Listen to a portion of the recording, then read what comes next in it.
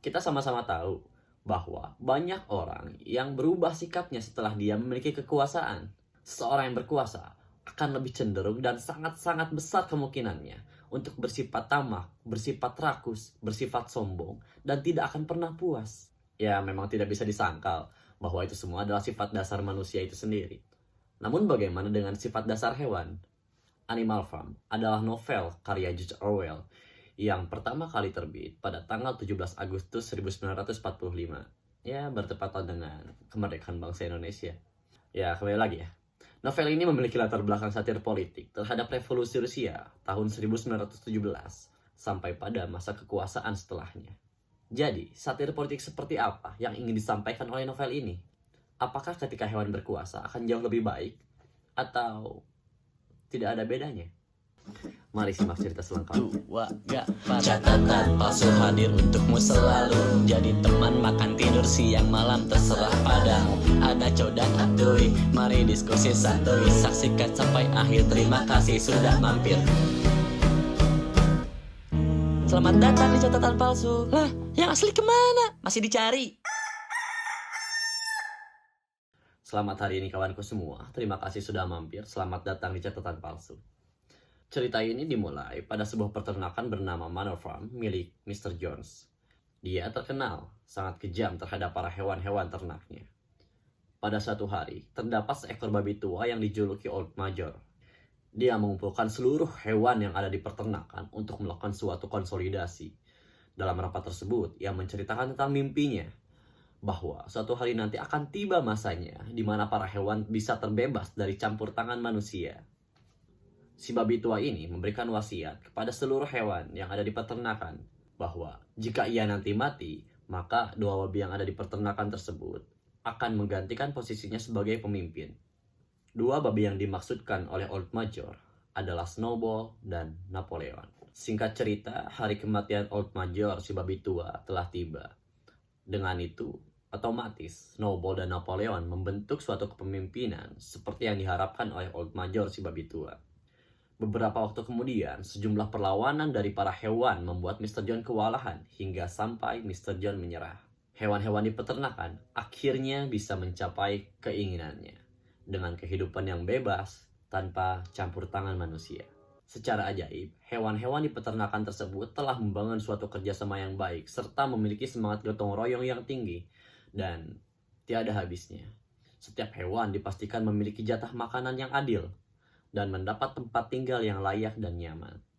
Namun, terlihat Napoleon yang sedikit kasar, pemalas, dan serakah. Dia, si babi hitam yang selalu sibuk mengurus rumah yang ditinggalkan oleh Mr. Jones. Sedangkan Snowball merupakan si babi putih yang cerdas dan terstruktur. Dia selalu memberikan komando kepada hewan-hewan untuk mengumpulkan pangan agar mereka terus bisa hidup dengan layak. Snowball menuliskan 7 hukum Animal Farm yang wajib ditaati oleh seluruh hewan yang ada di peternakan. Salah satunya berisi bahwa semua hewan itu setara. Dengan demikian, Snowball memberikan suatu gagasan bahwa di peternakan tersebut tidak ada yang lebih tinggi, tidak ada yang lebih rendah pangkatnya. Sebab kemakmuran para hewan harus didahulukan dengan cara kerjasama.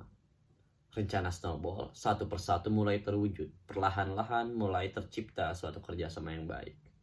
Namun di sisi lain, Napoleon yang penuh dengan kebencian berusaha menyingkirkan Snowball dari peternakan. Singkat cerita, rencana Napoleon si babi tua akhirnya berhasil. Snowball pergi dari peternakan untuk selama-lamanya. Dan dari sinilah, niat buruk Napoleon mulai terlihat. Beberapa waktu setelah Napoleon berkuasa, terlihat tidak adanya kerjasama lagi di antara hewan-hewan. Napoleon justru mencuri ide rancangan yang dimiliki oleh Snowball untuk membuat suatu menara agar hewan-hewan lebih patuh. Namun, dikala para hewan bekerja keras untuk mengumpulkan batuan yang berat, Napoleon justru mengizinkan para babi untuk tidak bekerja. Dan dari sinilah, kelompok elit-elit hewan mulai muncul dan mirip sekali dengan manusia. Mereka mengkritik kebijakan-kebijakan sebelumnya. Napoleon pun menyalahgunakan kekuasaannya untuk kepentingan pribadinya saja.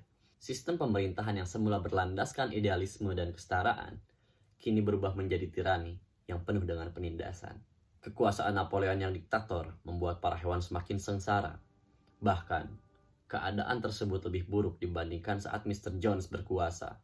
Hewan-hewan dipaksa untuk bekerja lebih keras dan tidak mendapatkan makanan dan tempat tinggal yang layak. Bahkan, keadaan tersebut bisa sampai merenggut nyawa hewan-hewan di sana. Novel ini terinspirasi dari revolusi Rusia dan pemerintahan Soviet.